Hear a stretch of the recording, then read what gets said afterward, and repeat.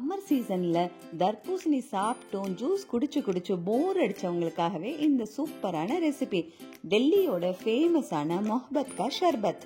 இது செய்யறதுக்கு வெறும் 4 பொருட்கள் போதும். ஃபர்ஸ்ட் ஒரு பெரிய பவுல் எடுத்துக்கோங்க. அதில் நல்ல சில்லுன்னு 1/2 லிட்டர் பால் சேர்த்திக்கலாம்.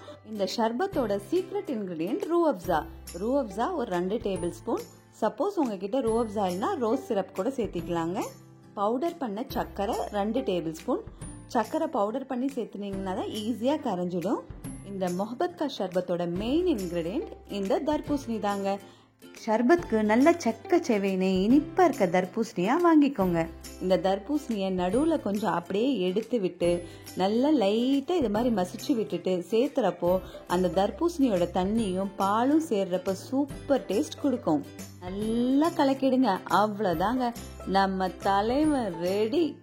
இதை சர்வ் பண்றதுக்கு ஒரு பெரிய டம்ளர்ல நம்ம ஷர்பத்தை சேர்த்தி மேல குட்டி குட்டியா பீஸ் பண்ண நம்ம தர்பூசணியை போட்டிங்கன்னா சூப்பரான மொஹபத் கா ஷர்பத். இந்த ஷர்பத்தை நீங்க ட்ரை பண்ணிருக்கீங்களான்னு மறக்காம கமெண்ட்ல சொல்லிடுங்க.